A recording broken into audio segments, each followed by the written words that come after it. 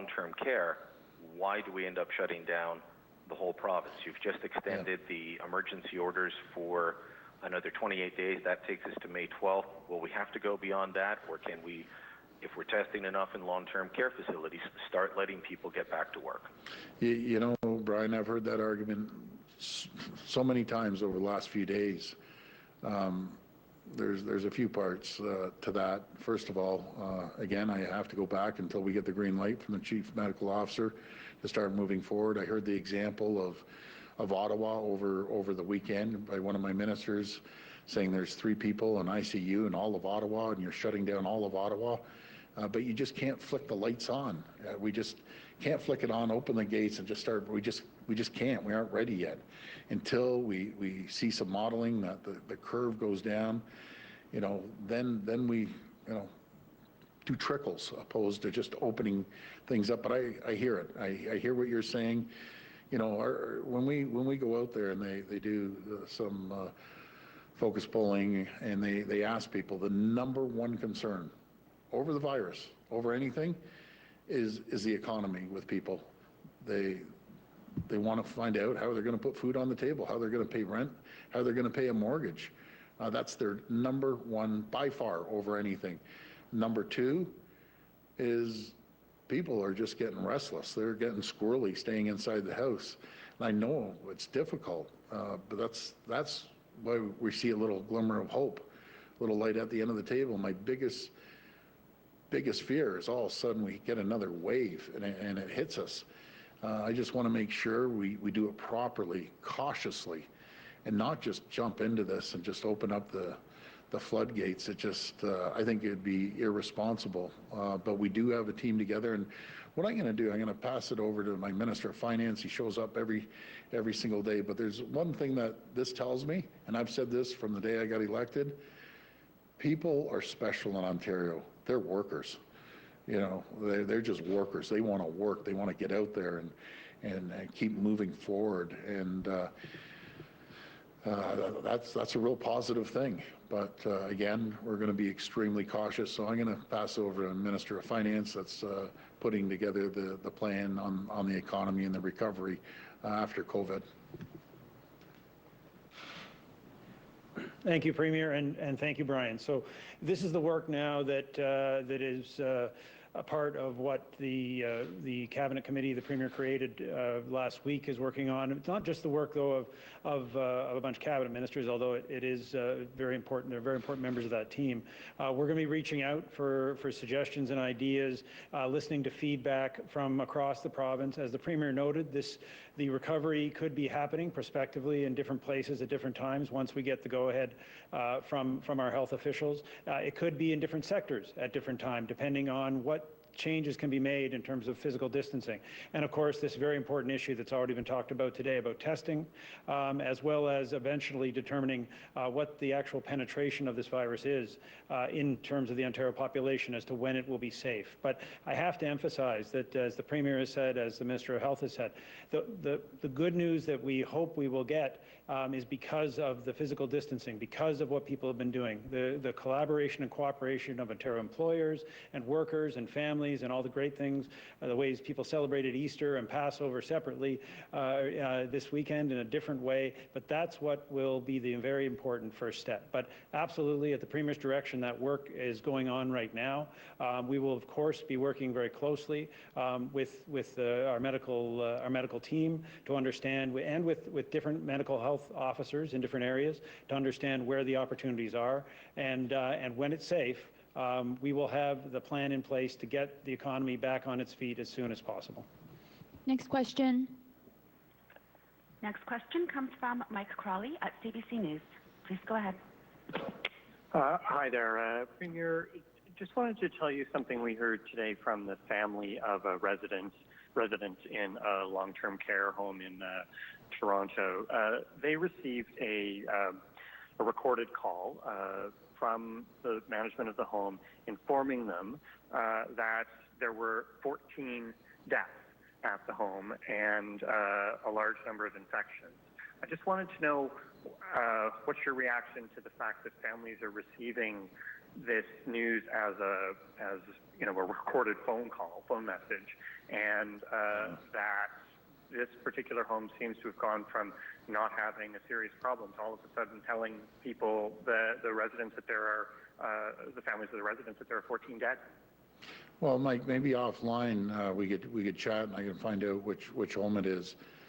That's tough to hear. You get a recorded message, and I can't speak on behalf of the home. I don't know their situation, if they're that strapped on personnel that they can't make some personal phone calls. I don't know what the size of this home is and if they have their resources, but that's the first time I've heard of a recorded message. That's, again, I don't want to knock the home because I don't know their situation, but I don't know, kind of seems cold.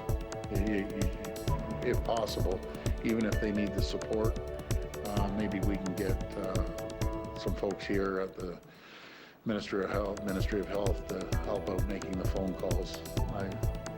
I don't know, I wouldn't leave a recorded message like that, but again, I don't want to knock these folks. They're working around the clock. They're just strapped for resources and help, and so I wouldn't want to talk negatively about some great people that are doing their best, but if they need their help, maybe we'll be able to help make the phone calls at the ministry. Hey, thanks, Premier. And if I could follow up a slightly different question related to long-term care.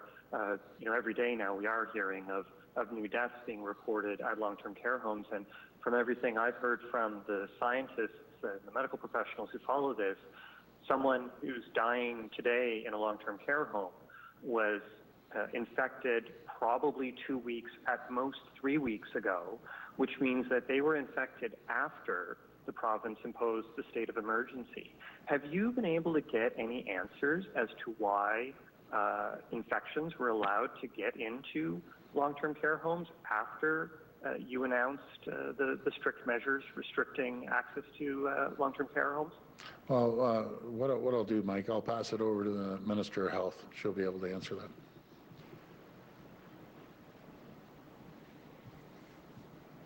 Well, I think that the part of the explanation is that some of the workers were working in 2 or 3 different care settings, and they inadvertently brought the virus into the homes.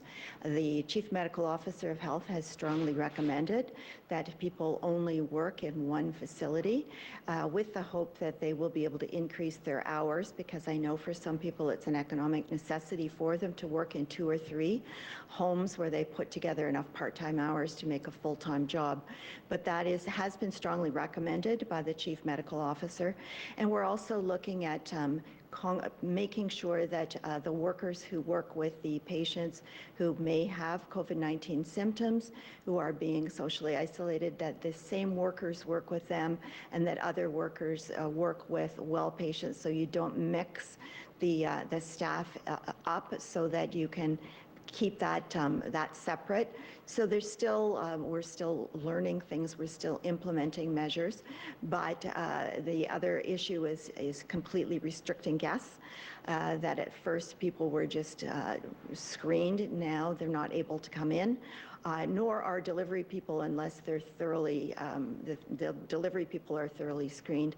Unfortunately, family members cannot, and I know it is heartbreaking for many family members knowing that their parents or loved ones are there, but we really do have to make sure that we protect these very, very vulnerable people.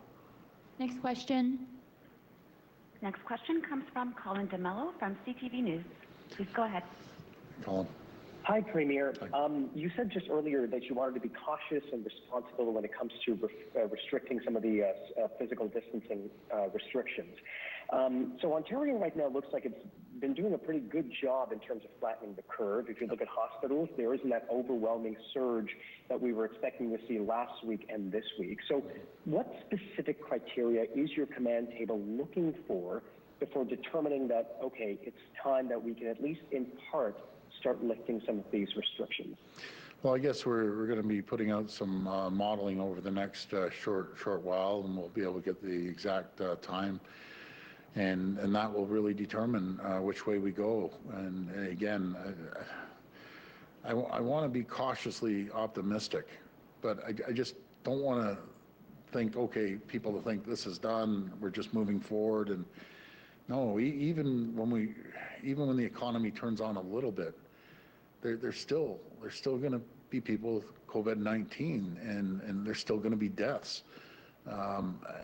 It's a very happy balance. Like it's difficult. There's going to be risk. Even if we turn it on a trickle, there's going to be a risk, and I do not want to just jump into this. I want to be very, very cautious and take the full advice of our medical team and along with our chief medical officer, and as the finance minister was saying, we need to consult with the industries too, no matter what industry, be it construction or other industries, that they feel comfortable. I do not want to just turn this on full tilt. We can't. We just can't until we get clearance, and then we have to consult with communities. We have to consult with sectors. So we'll do it, but we'll do it cautiously, and not for the next little while that I can see, until we can see more favorable numbers. But in saying that, Colin, you're right. I'm hearing it.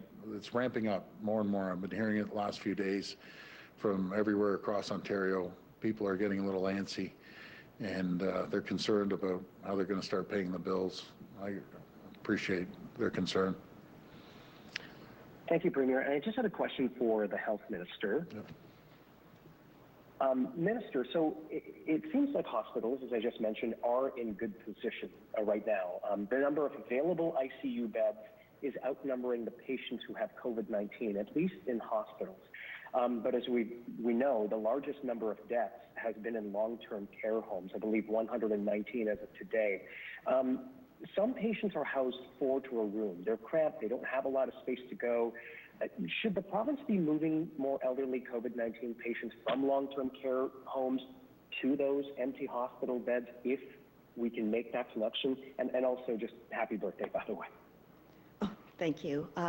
Well, what we're trying to do is make sure that we can, in long-term care homes, if people need to be socially isolated, be able to do that. But as you say, there are some homes where there are 4 residents in one room, and they don't have the physical capacity to be able to move people around. So we are looking at other options where we can move people to safer places to stay. Of course, they would need to be tested before they're moved to a retirement home, for example, or a hospital. Of course, they would still need to be tested upon coming in to determine, and then be socially isolated again. But we want to make sure that we're going to have the space in our hospitals too, in case there is a peak, in case the numbers spike again. While they have been going down for the last 4 days, they went up a little bit today. However, we can't sit back and be complacent about this.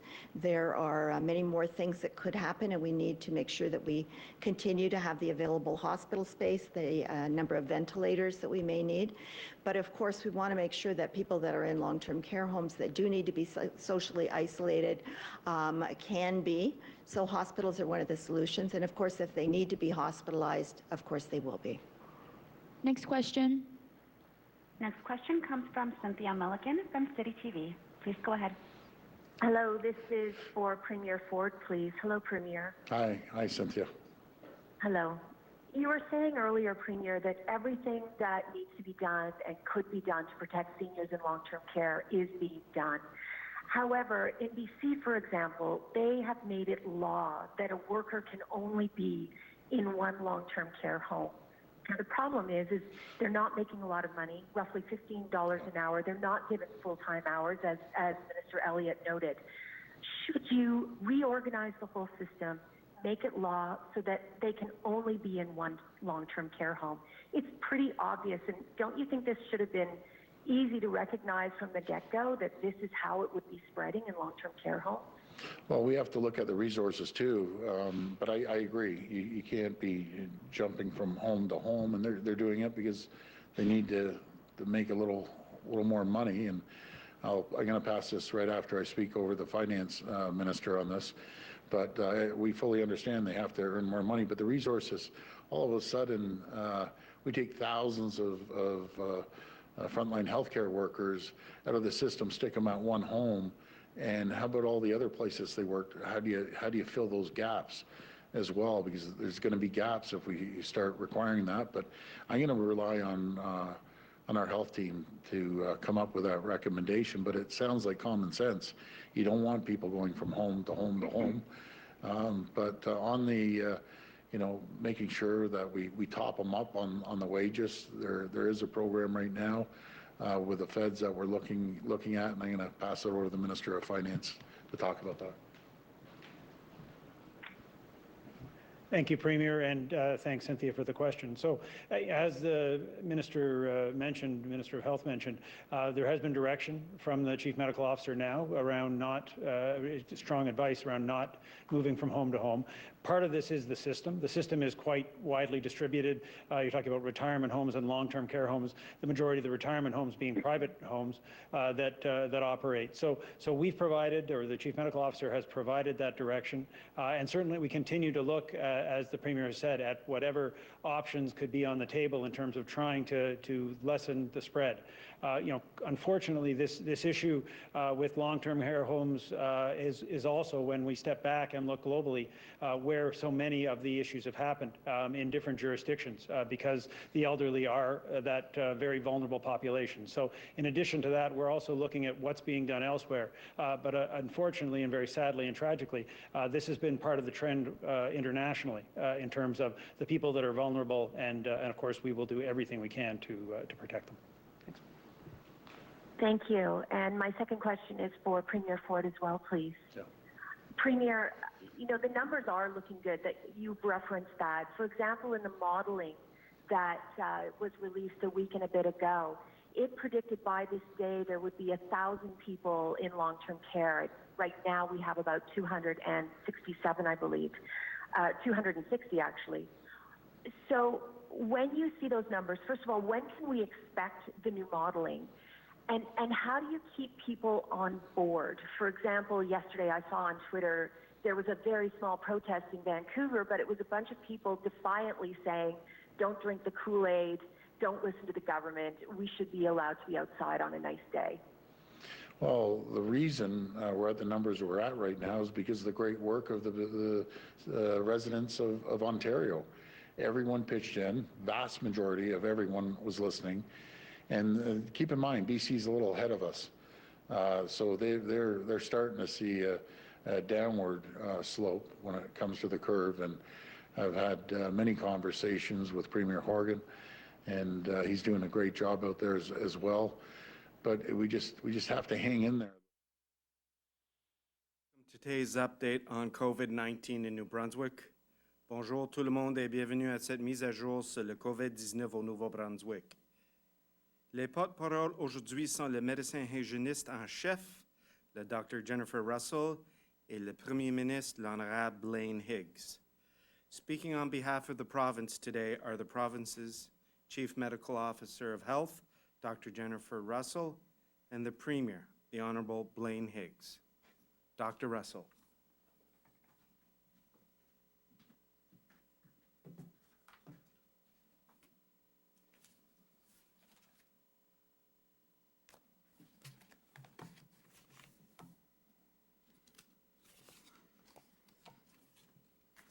Happy Monday. Bonjour. Each day we learn more about COVID-19, and we are learning about how the virus is spread, who it is most likely to harm, and how we are alerted to its presence in our human body. So we are applying these lessons as quickly as we can to give ourselves the best chance of slowing the progress of the virus so that it does not overwhelm our healthcare system. In recent weeks, we know that the symptoms for COVID-19 are broader, and so we would like to announce today that we're changing our testing protocols to capture the broader range of symptoms.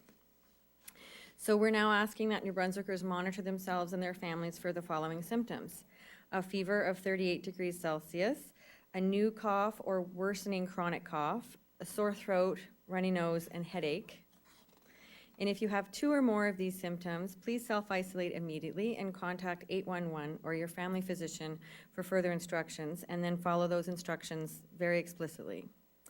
Pour cette raison, j'annonce aujourd'hui un autre changement dans nos protocoles de dépistage afin d'inclure un plus vaste éventail de symptômes.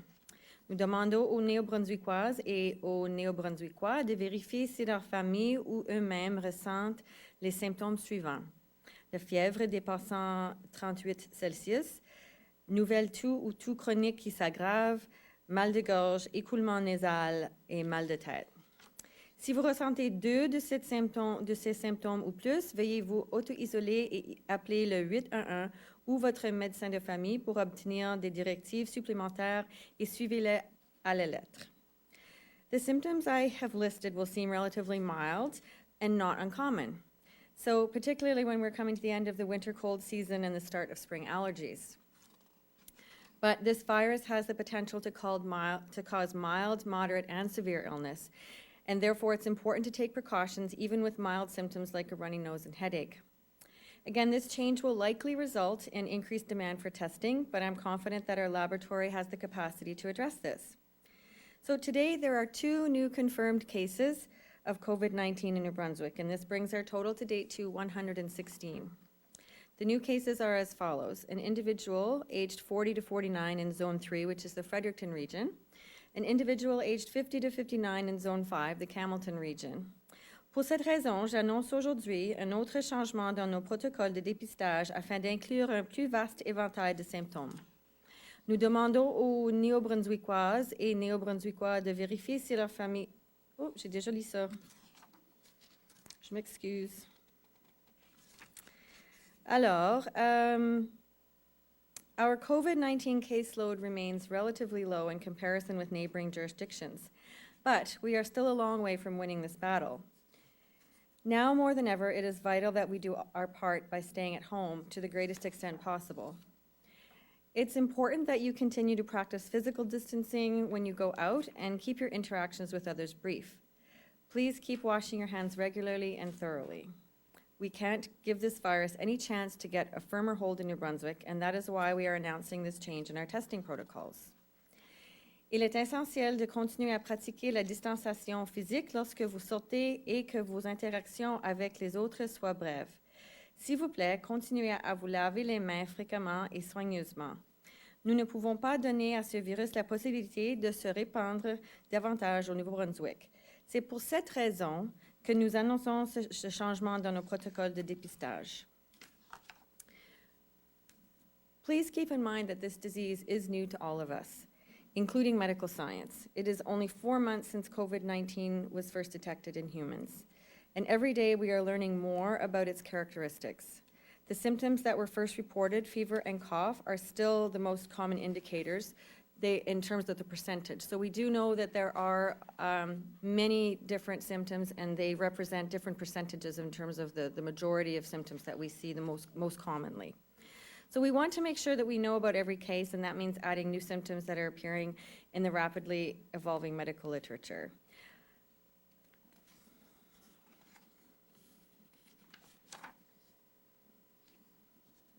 So, and if you are advised to self-isolate, this means you must not leave your home. Si vous ressentez 2 de 5 symptômes, cela ne signifie pas nécessairement que vous êtes atteint de la COVID-19. Mais en vous isolant rapidement, vous réduisez la chance que votre famille, vos voisins et votre communauté contractent la maladie si vous êtes en attente. Si vous recevez la consigne de vous isoler, vous ne devez pas quitter votre domicile. Ask a friend or family member to pick up your groceries, medications, and other supplies. Until you are sure that you are not infected, avoid contact with others.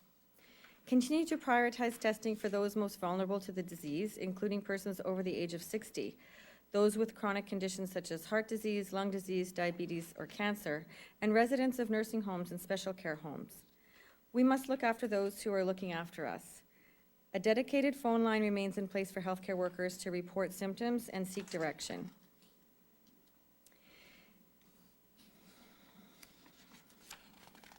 Please be assured that if you have been tested, you will be contacted by public health with the result of your test. I am aware of the stress and anxiety this pandemic is creating for New Brunswickers, and remember that you are not alone and help is available when you feel overwhelmed. You can always contact your primary care provider, your local addictions and mental health services. You can visit the Canadian Mental Health Association of New Brunswick at cmhanb.ca for available services. For children and youth, you can call Kids Help Phone or text CONNECT to 686868. Tu as besoin d'aide tout de suite, texte parler au 686868. I am asking that everyone continue to show courage, even when you may not feel particularly courageous.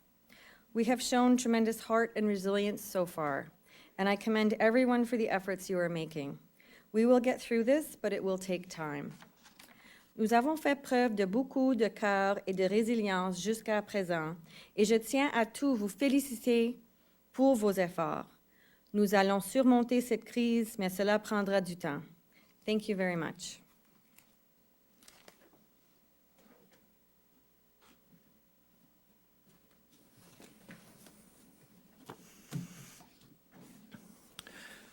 Good afternoon. Bonjour.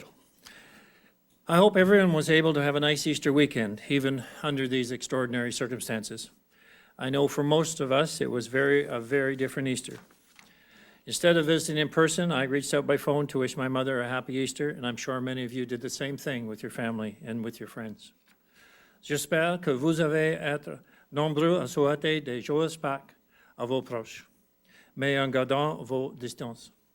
Alors que nous poursuivons notre lutte contre cette pandémie, il est très important de continuer à rester en contact avec les aînés qui font partie de nos vies. I encourage everyone to reach out to elderly loved ones over the phone, through video calls, or by email and text. Caring for our seniors is always of the utmost importance for our government, and it has been one of our key priorities since the start of this pandemic. That is why we took early steps to protect residents living in nursing homes.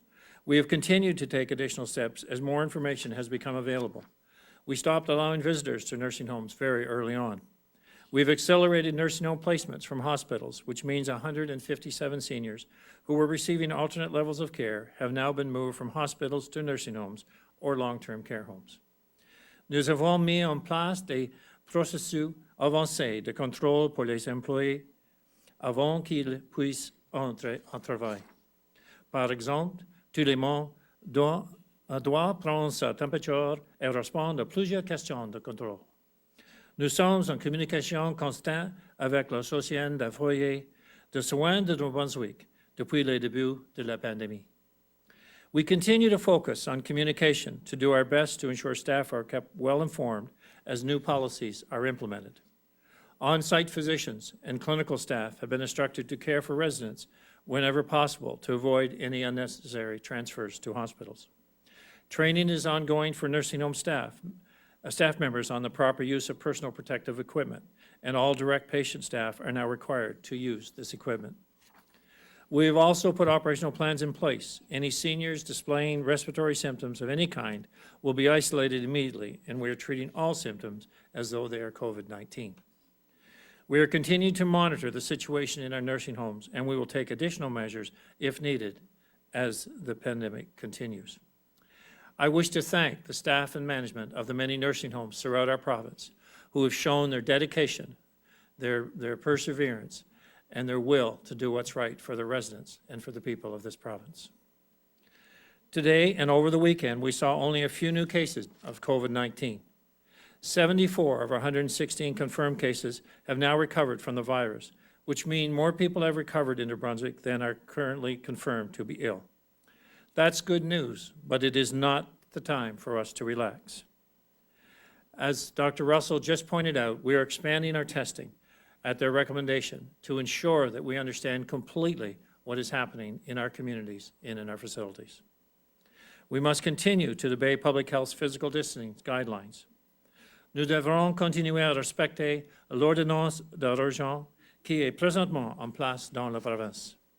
Nous sommes sur la bonne voie pour sortir de la pandémie en bien meilleur état que d'autres endroits. I want to remind you, however, that there have been more than a dozen new cases in the last week, and there are still 3 New Brunswickers in serious condition receiving treatment in the ICU. These numbers will likely continue to increase in the days and weeks ahead. J'espère que vous aurez tous des bons pensées pour ces personnes et leurs familles. Maintenant, plus que jamais, nous devrons garder le cap. Nous devrons tout continuer à faire tout ce que nous pouvons pour garder le nombre de cas le plus bas possible.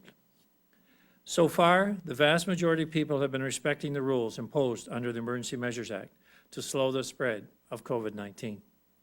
We need to keep it up. Together, we have the power to minimize the loss of life to this terrible disease. Law enforcement agencies are receiving hundreds of calls weekly from people concerned about violations, and they are responding. Most of these violations are able to be resolved by educating the people involved. Of course, a small number of people are still violating the rules and behaving inappropriately. 17 tickets have been issued in the last 7 days. 26 tickets have been issued in total since the emergency order went into effect. Ces amendes sont un mesure d'un dernier recours. Notre objectif est d'assurer le respect de la loi et non de punir les gens. J'espère que personne d'autre ne va se mettre dans une situation où des agents devront donner une contravention. Right now, there are no vaccines for COVID-19, but many experts are working to find ways to treat people who have this illness. Organizations like Canadian Blood Services, for example, are working on potential treatments using plasma from people who have recovered from the virus. New Brunswickers are known for their willingness to help out in times of need, and I know this situation is no different. Any clinical trials are launched in the coming weeks. As clinical trials are launched in the coming weeks, potential donors may be contacted by Canadian Blood Services. I would encourage you to help them out if you are able. The predictions we shared with you last week, that it is possible for New Brunswickers not only to flatten the curve, but to exceed best-case predictions. We are on the right track. Je vous demande de continuer à rester à la maison. Lavez vos mains. Gardez à distance d'au moins 2 mètres avec les autres personnes quand vous devez quitter la maison. In the weeks ahead, we will be able to determine the outcome of this long weekend. We will know if the current restrictions have been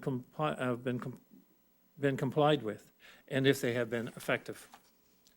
This information could possibly allow us to change our level of restrictions in the weeks ahead. But for now, we have to continue to do our part. Thank you. Merci.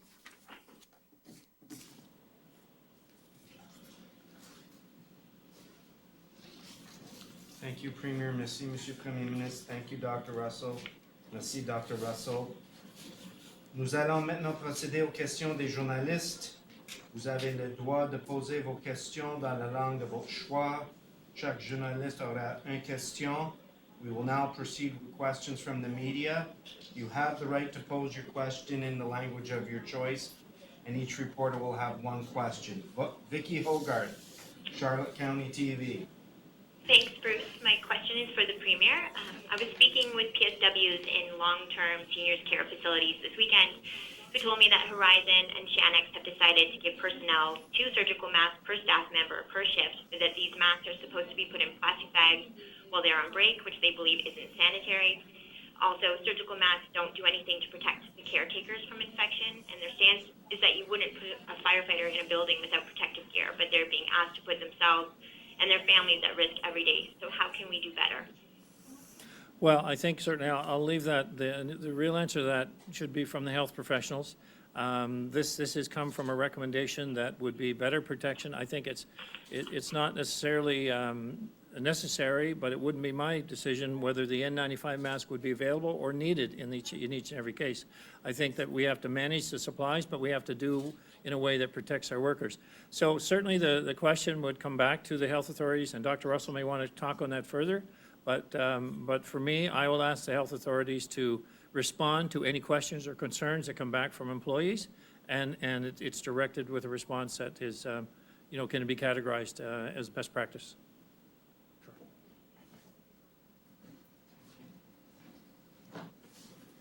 So my understanding is the intent of that directive was around protecting patients from potentially being infected by healthcare workers. So the secretions that could come out of a patient's, of a healthcare worker's nose and mouth would be contained within the surgical mask. And so thereby, if they were very, very mildly symptomatic or pre-symptomatic or asymptomatic, then the risk of transmitting COVID-19 to a patient would be lessened. And so it wasn't really about protecting the healthcare workers, it was about protecting the patients from potentially being infected. As we know in other jurisdictions, when nursing homes had outbreaks, usually it was somebody that brought the infection into the facility. So this is a mechanism to protect the patients. Thank you. Vicky, would you have a follow-up question? I do, Bruce. Thank you. It's also for the Premier. As we know, many businesses such as cannabis producers, dentists, labs, construction companies have stockpiles of PPEs. Donation drives for medical grade protective equipment are happening in other provinces to help distribute them to frontline workers. Has the pandemic task force created a website for New Brunswick to centralize donations of equipment and other critical items like hand sanitizer? I would say yes to that, because we are very cognizant of different companies that are now producing sanitizer, looking at protective suits to wear, and I don't have the number, but I know there is a list of companies that have offered for supplies, and we can certainly provide that to you, because I've seen the list, but I don't know what the contact number is for that. But Service New Brunswick have been putting that together throughout this last several weeks. Thank you. Margot Cassidy-Akobari, Radio-Canada. Oui, bonjour. Ma question sera posée en français. Comment est-ce que la province se prépare pour affronter les inondations printanières dans un tel contexte de pandémie et pour aussi éviter, bien sûr, la propagation de la COVID-19 au Nouveau-Brunswick?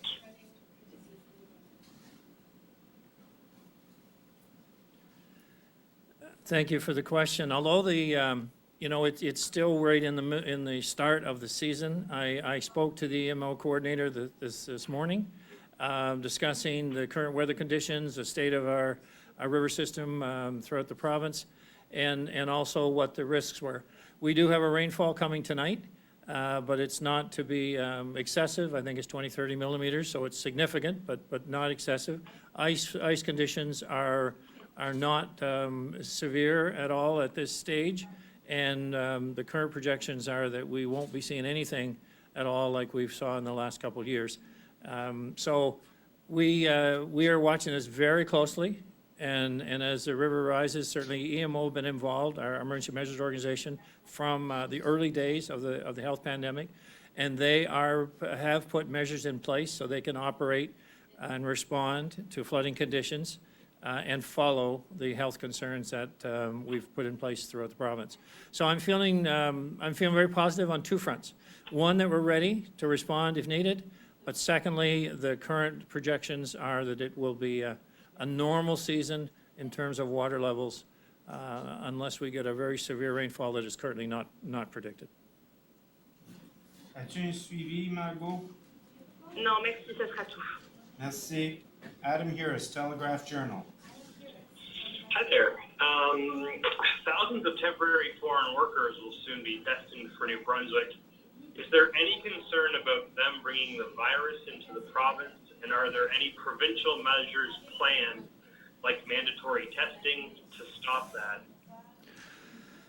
So I will start with that question and answer that in the sense of what I know about it. We've had extensive discussions from my provincial colleagues and the federal, the Prime Minister and the Deputy Prime Minister, about the need of the temporary foreign workers. So there've been several type of scenarios proposed. I mean, some in the sense that they would come and have a central isolating location here for the 14 days. They certainly will not be allowed to go right directly to work. There'd be no situation where that would apply. But also the discussion around, with kind of record levels of unemployment in all of our provinces as a result of this pandemic, can we look at the need to lessen our dependence on temporary foreign workers and utilize many of the people that today could be at home looking for work? And that's been a basis for discussion, and I spoke to the Deputy Prime Minister just on the weekend about this very thing, and last Thursday evening, I think it was Thursday evening or Wednesday evening, across the country about this very thing. So we are looking, working with PEDAL, working with social assistance, working with the federal government on the AI to see if we can balance some of the requirements with the employees that we already have here in our province. Thank you. Adam, do you have a follow-up question? Yes, please. The federal government has released long-term care guidelines, but they're just that, they're guidelines. Are there any plans for mandatory measures for the province's care homes? I know, Premier, you just talked about potential additional measures if needed. What would those be? So you're talking about the Public Health Agency of Canada's long-term care facility guidelines, and those were just released in the last week. New Brunswick had its own long-term care facility guidelines, which had already been distributed to the different nursing homes, et cetera. And so we took our New Brunswick document, took the Public Health Agency of Canada document, and updated ours. And so that's going to be redistributed to our partners. And it was actually discussed at the task force in terms of all the different pieces that go along with that. So the information around personal protective equipment, what type of training needs to happen. So those conversations are happening along with social development, along with our partners at the RHAs, and along with the working group that's working on vulnerable populations within the Health Emergency Operations Center. So all of those conversations are happening around how to operationalize whatever new information is in there, and we have great collaboration with all of those partners, including the clinical leads in Vitalité and Horizon. Thank you. Matthew Wacomo, l'Acadie Nouvelle. Bonjour, il y a beaucoup question aujourd'hui d'un nouveau test qui a été approuvé par Santé Canada. On appelle ça le Cube Spartan Cube. C'est un test portatif qui permettrait d'analyser des échantillons de façon beaucoup plus rapide et sur place, sans avoir besoin d'envoyer tout ça dans un laboratoire. Je sais que certaines provinces en ont déjà commandé. Est-ce que c'est possible que ce test-là soit utilisé au Nouveau-Brunswick sous peu? Alors, n'importe quel test qu'on discute, c'est toujours en discussion avec l'Agence de santé publique du Canada et aussi Santé Canada. Alors, ces discussions ont eu déjà pour les nouvelles types de tests qui sont disponibles maintenant. Alors, celui qu'on vient juste de commander, c'est celui du GenX. Alors, ça, c'est quelque chose qu'on a déjà déployé aux différents hôpitaux dans le système. Et pour celui que vous décrivez maintenant, on est en train d'avoir des discussions avec la compagnie elle-même. Alors, n'importe quel type de test, c'est des conversations qu'il faut avoir avec la province et aussi avec le niveau fédéral, et aussi pour évaluer comment important que c'est à tel temps dans la pandémie pour utiliser des tests comme cela. Alors, on sait que même quand on commande des produits, des fois, ça prend du temps pour les recevoir et les implémenter. Alors, ça, c'est des choses qu'on prend compte dans nos discussions aussi, mais on a déjà parlé à cette compagnie-là. Merci. M. Como, as-tu un suivi? Oui, merci beaucoup pour la réponse. Vous avez parlé d'un autre test, le test GenX. Je pense qu'on en avait déjà parlé, mais pouvez-vous nous rappeler c'est quoi exactement et puis qu'est-ce que ça a changé dans la façon de faire au Brunswick?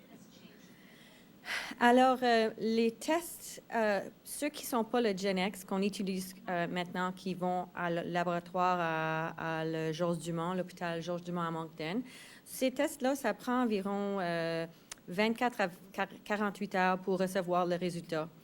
Celui de GenX, c'est bien plus rapide. Alors, mais le processus, comme ceux qui prennent 24 à 24 heures, on peut On peut faire 1000 tests par jour.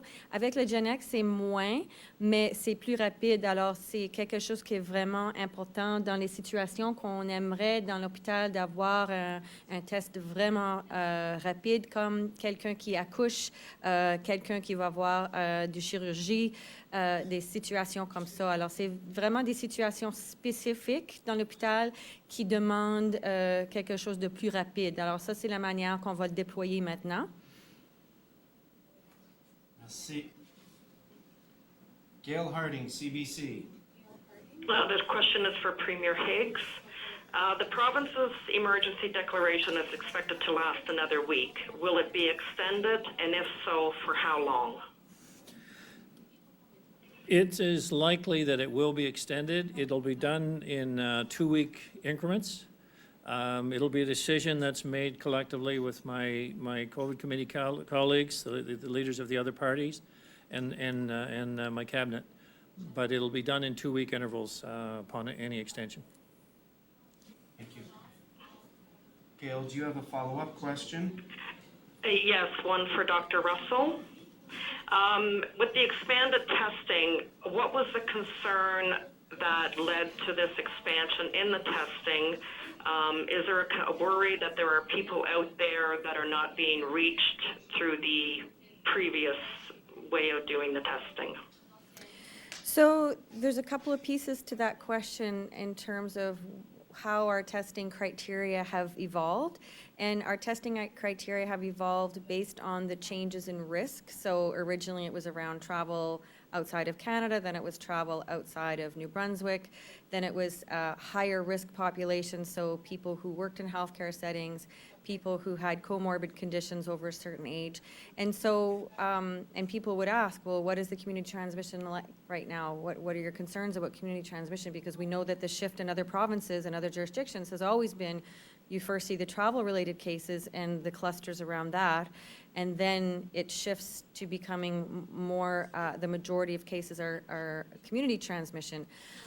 We haven't really seen a big uptick in community transmission, and people say, well, maybe you are missing people, but our indicators around the percentage of the population that would be affected most severely, we would see those people pop up in the hospital setting, and we only have a small number of people hospitalized and in ICU right now. So we know that in other jurisdictions that severely affected percentage usually is a reflection of the total number of cases in the population.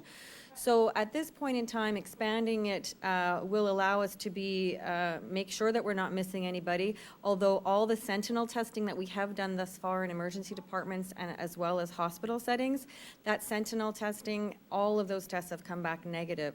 So I think at this point in time, knowing that we are spreading the net quite wide, it could give us more information. Do we expect to see more community transmission as a result of increased testing? It's hard to say at this point. We're trying to be cautiously optimistic, but we don't want to rest on our laurels. So I think we're being prudent with the information that we know today and with the resources that we have, that this is the right direction to go in according to the evolution of the risk. Thank you. Silas Brown, Global. Hi, Premier. Both you and Dr. Russell have said on Thursday that this could really prove to be a make-or-break weekend for the province as we move through this pandemic situation. I'm curious if you could speak a little bit about enforcement and how things went. I know you gave the number of tickets over the last week, but when officers were out there, were they identifying people who were skirting the instructions, or for the most part were New Brunswickers fairly well behaved and did what you and Dr. Russell had asked? Silas, I believe that overall that the people in New Brunswick have followed very closely the compliance requirements and have worked diligently to be part of the solution. There were some cases that I identified, and while I'm more interested in the educational part of it and the ability to change people's behavior than I am simply, slapping them with a ticket, because that's not the goal, is to find people more, but the goal is to have people adhere to the rules that are now in place. And so I think to a large extent, they have been followed. Now, I do have, some indication of cases where they weren't and people were out, but I don't get a list. I mentioned in my notes, about there were a number of calls that were made, concerned citizens. So, it's great when we all look out for each other, and I think we've seen that. So over the coming weeks, because it'll take now a week, 2 weeks for us to see if this weekend, if the compliance issues were really followed and people did isolate and they did keep their distances, we'll know over the next few weeks. So by the end of April, we'll know just how successful this weekend was. Thank you. Silas, do you have a follow-up question? Yeah, you also spoke about the possibility that as we move into the next couple of weeks and we look at how things have gone, that we could see possibly some restrictions being eased. What would it take, I guess? What do you and public health need to see in order to start pulling back some restrictions, and what would be the restrictions that would begin being eased likely at first? Well, I think the specific words I used were some restrictions could change. Now, that could be up or down depending on the level of adherence we see and the testing, the testing that now Dr. Russell has placed, what it shows. So am I looking for a positive change? Am I hoping for a positive change? Absolutely.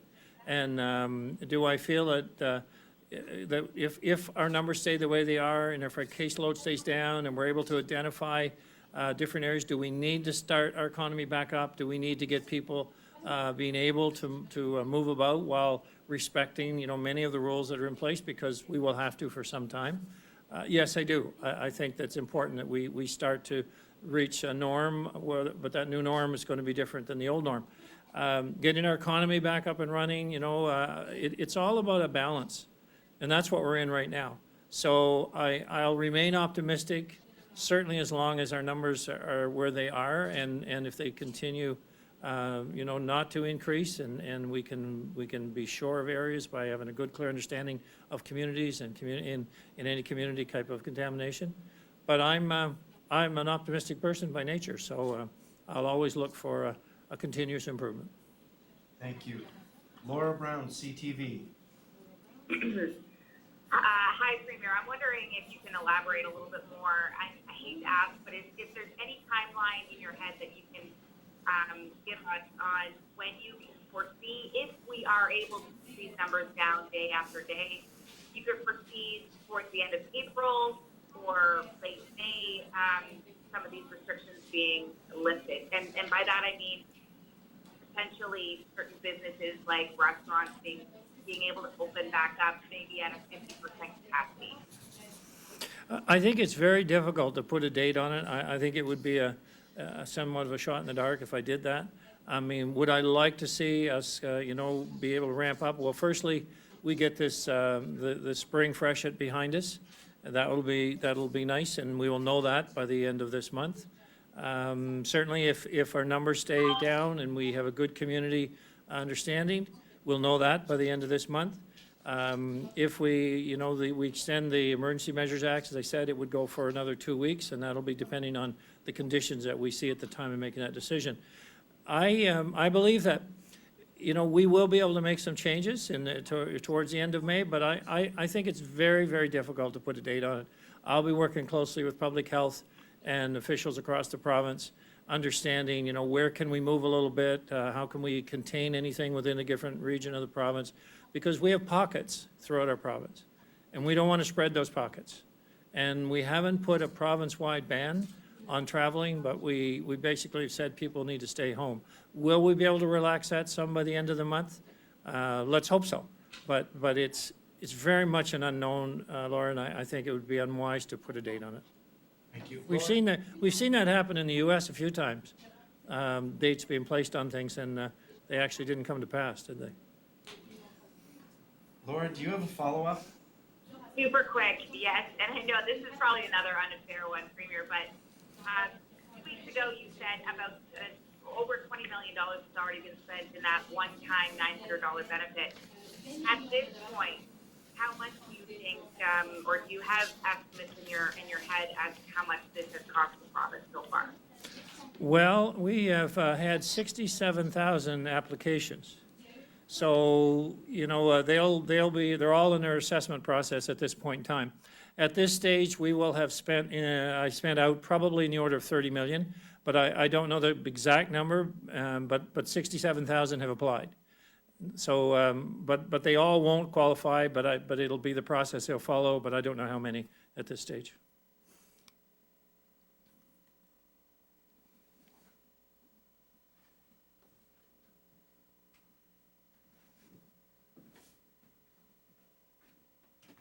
Merci tout le monde. Voilà la fin de notre mise à jour. Merci.